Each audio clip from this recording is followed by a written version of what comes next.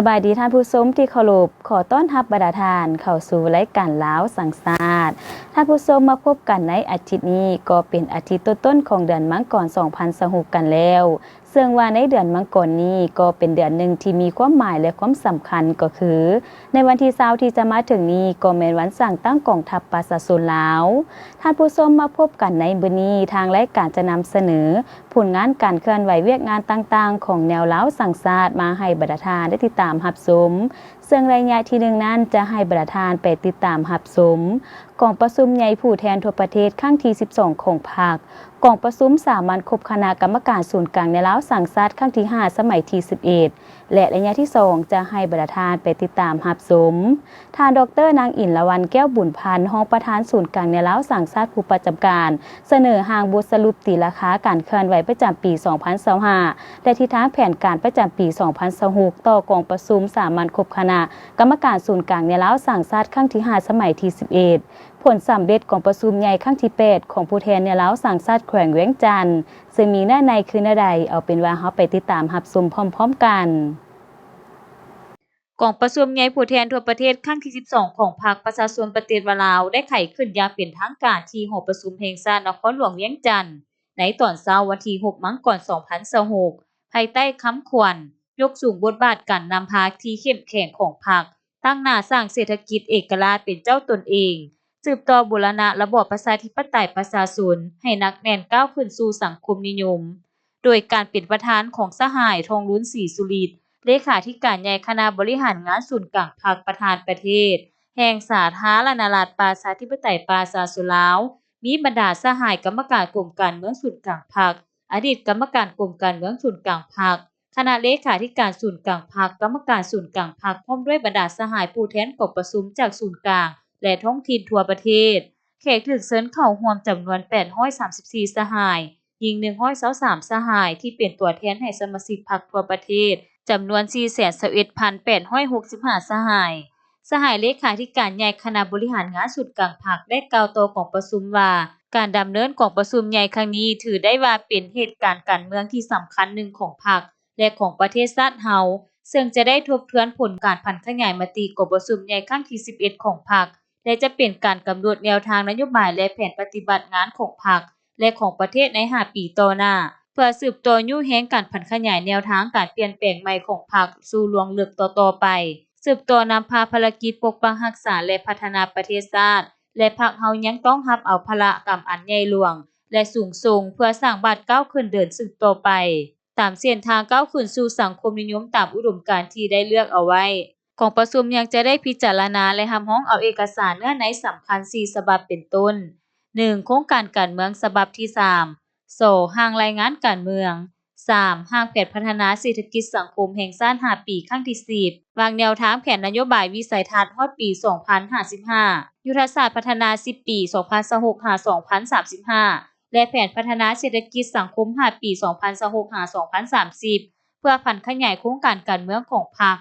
4รับรองเอาร่างกฎระเบียบฉบับปรับปรุงของพรรคพร้อมกันนั้นกองประชุมจะได้ปอนบัตรเลือกตั้งเอาเลขาธิการใหญ่พรรคประชาชนปฏิวัติลาวสมัยที่12และคณะบริหารงานศูนย์กลางพรรคเพื่อสืบต่อนำพาซี่นำต่อไป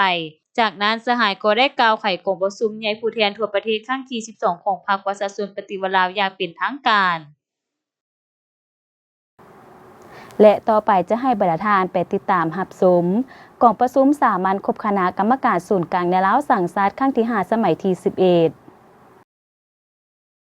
ในระหว่างบ่ดุลผ่านมานี้ศูนย์กลางในลาวสังสาสตร์ได้จัดกองประชุมสามัญครบคณะกรรมการศูนย์กลางในลาวสังสาสตร์ครั้งที่5สมัยที่11ขึ้นที่ห้องประชุมโรงแรมแลนด์มาร์คนครหลวงเวียงจันทน์แบบซึ่งหน้าและทางไกลภายใต้การเป็นประธานของท่านศิลวงศ์ขุดไพฑูรย์กรรมการกลุ่มการเมืองศูนย์กลางพรรคประธานศูนย์กลางในลาวสังสาสตร์มีบรรดาท่านคณะกรรมการศูนย์กลางในลาวสังสาสตร์อ้อมข้างศูนย์กลางนครหลวงบรรดาแขวงทั่วประเทศแขกถูกเชิญจากกระทรวงองค์การครอบครัวการนำศูนย์กลางในลาวสังสาสตร์เข้าร่วมในกองประชุมครั้งนี้ได้สรุปตีราคาคืนผลการเคลื่อนไหวรอบด้านเวียกงานในลาวสังสาสตร์ประจำปี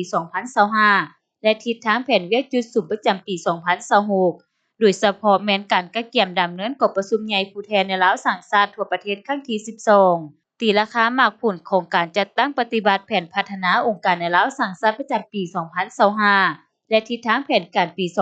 2026 รับฟังการรายงานเกี่ยวกับเป้าหมายที่จะได้รับการย่องย่อของศูนย์กลางในลาวสังสรรค์เป้าหมายที่จะเสนอให้ย่องย่อระดับชาติและตัวแทนของศูนย์กลางในลาวสังสรรค์ลงสมัครเลือกตั้งเป็นสมาชิกสภาแห่งชาติสุดที่ 10 ประเมินผลและเสนอบุคลากรในลาวสังสรรค์สมัยที่ 12 พร้อมกันนั้นคณะกรรมการในลาวสังสรรค์ได้พร้อมกัดประกอบคำคิดคำเห็นต่อบรรดาเวียกงานของแนวลาวสังสรรค์อย่างคงไปคงมาเติมอีกโอกาสนี้ท่านประธานศูนย์กลางแนวลาวสังสรรค์ได้แสดงความย่องยอสมเสยต่อผลงานของคณะกรรมการศูนย์กลางแนวลาวสังสรรค์ญาติมาได้ในระยะผ่านมาและท่านได้เน้นเติมว่า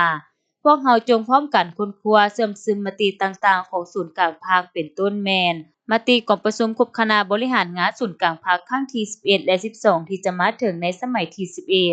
นำเอามติของประชุมครั้งนี้และมติอื่นๆของศูนย์กลางในลาวสังสรรค์นำไปจัดตั้งผันขยายสร้างเป็นแผนงานกิจกรรมของคณะกรรมการในลาวสังสรรค์แต่ละขั้นเพื่อจัดตั้งปฏิบัติให้เกิดดอกออกผลพิเศษแม่นพร้อมกันกะเกียมของประชุมใหญ่ครั้งที่ 12 ของพวกเฮาให้ได้ดำเนินตามแผนการกำหนดไว้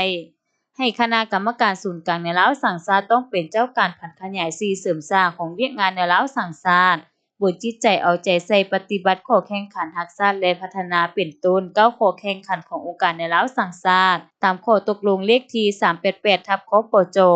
ออกแรงปลุกระดมขนขวายประชาชนลงหาประชาชนเอาใจใส่ประชาชนและนำเอาผลประโยชน์มาให้ประชาชนบอนตนเองอยู่เพิ่มทวีความรับผิดชอบและเป็นแบบอย่างให้สูงกว่าเวลาใดหมดเพื่อเฮ็ดแนวใดให้พื้นที่ตนเองรับผิดชอบต้องเสริมสร้างความสามัคคีปรองดองความเปรียบปึกแผ่นในหมู่ประชาชนเสริมสร้างคุณงามความดีให้ปรากฏเด่นขึ้นเป็นรูปธรรมเสริมสร้างคุณวุฒิเฮ็ดให้เกิดมีหัวคิดประดิษฐ์สร้างรวมทั้งพฤติกรรมและการบูรณะนโยบายในขงเขตเวียกงานแนวโฮมให้จัดแจ้งเฮ็ดให้กรมกองท้องถิ่นของตนมีใบหน้าใหม่จงพร้อมกันเสริมสร้างให้ได้คุณธรรมอริยธรรมความเที่ยงธรรมในการเคลื่อนไหวโดยเฉพาะทุกศาสนาเพื่อให้ศาสนิกชนประชาชนได้มีศรัทธาและเป็นที่พึ่งทางจิตใจให้ดีตามหลักธรรมคำสอนท่านผู้ชมเนื่องในจากทางรายการของพวกเฮายังบ่หมดเพียงเท่านี้แต่ตอนนี้เฮาไปพักผ่อนกันก่อนและจึงเข้ามาพบกันต่อในระยะต่อไปองค์การแนวลาวสร้างชาติยามใดก็เสริมขยายมูลเสื้อความสามัคคีทั่วปวงชนลาวบรรดาเผ่าเพื่อเป็นกำลังแห้งสร้างรวมเข้าในภารกิจปกปักรักษา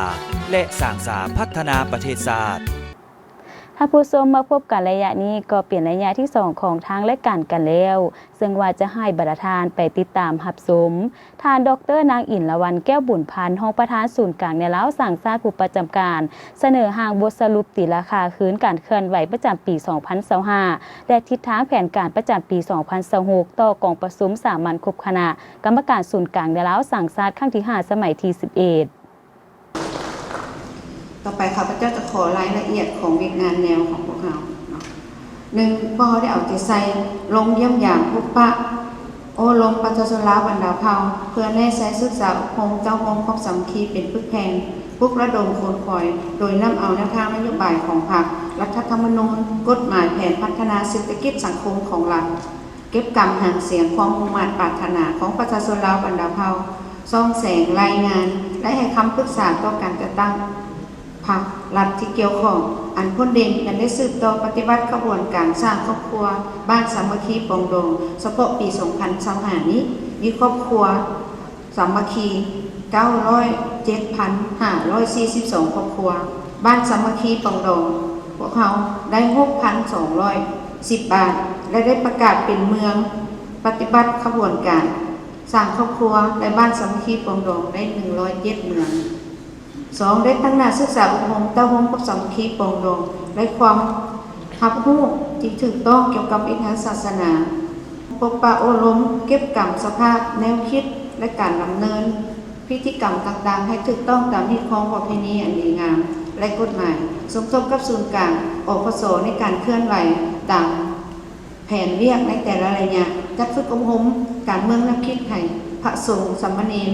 อยู่ในนครหลวงเวียงจันทน์ได้เอาใจใส่ในการเก็บกำสภาพประชาชนชั้นคนต่างๆปรับปรุงพระบทบาทของกลุ่มซับซ้อนแผนกและบุคลากรจำนวนหนึ่งให้สอดคล้องกับพระบทบาท และหน้าที่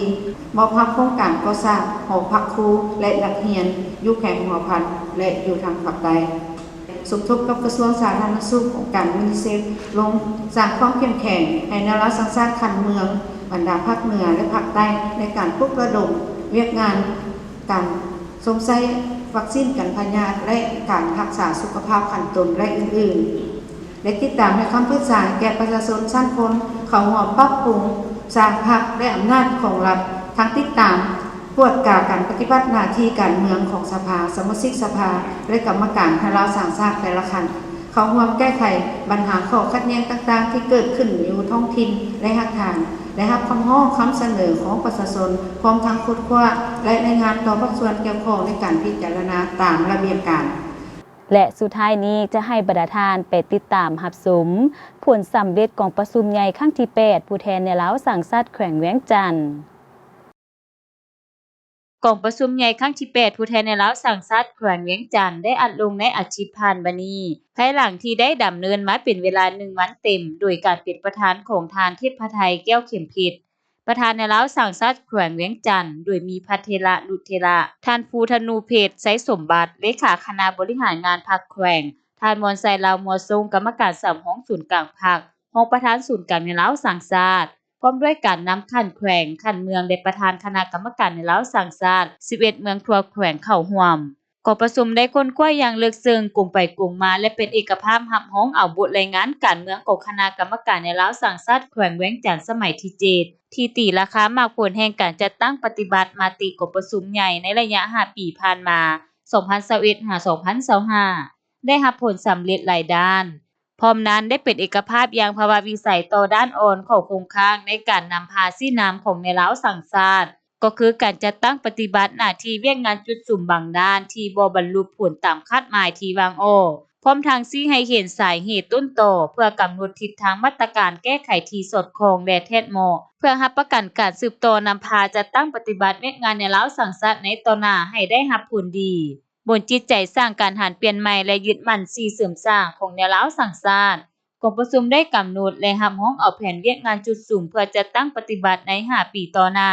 2026-2030 กองประชุมได้รับฟังการประกอบความเห็นของ3ภาคส่วนจากต่างหน้าองค์การพุทธศาสนาสัมพันธ์แขวงต่างหน้าองค์การจัดตั้งมหาชนแขวงและเมืองแม่นซึ่งได้ยั่งยืนถึงมากผลการเคลื่อนไหวเวียกงานของแนวลาวสังชาติในระยะผ่านมาและเป็นบทเรียนที่ดีต่อสังคมในนี้ได้รับร้องเอาการเสนอแต่งตั้งคณะกรรมการแนวลาวสังชาติแขวงสมัยที่8จำนวน7ท่านหญิง4ท่านเพื่อเป็นแกนสารนำพาตั้งห่มความสามัคคีปรองดองประชาชนบรรดาเผ่าสั้นคนศาสนาเพศไว้ในทั่วแขวงกองประชุมครบคณะครั้งปฐมฤกษ์ได้เป็นเอกสารอย่างสมบูรณ์รับร้องเอาประธานรองประธานในลาวสังชาติแขวงคือท่านนางมาลัยศรีธรรมโคตรกรรมการประจำพรรคแขวงประธานในลาวสังชาติแขวงท่านพวงพันธ์จันทลังสีท่านนางคำกองขันธวงศ์และท่านนัดดาวันสุรินทร์เป็นรองประธานในลาวสังชาติแขวงทำห้องเอาประธานรองประธานคณะกวดกาในลาวสังชาติแขวงคือท่านนางคำกองขันธวงศ์เป็นประธานกวดกาท่านนางเกศสุรินทร์ราชจักรเป็นรองประธานและท่านคำลาศรีวงศ์คำเป็นคณะกองประชุมใหญ่ได้แห่งห้องมายังบรรดาท่านคณะกรรมการในลาวสังชาติทุกท่านจงได้เชิดสู่ความเป็นแบบอย่างนำหน้าในทุกด้านนำพามหาชนปฏิบัติมติกองประชุมใหญ่ครั้งนี้ให้ปรากฏผลเป็นจริง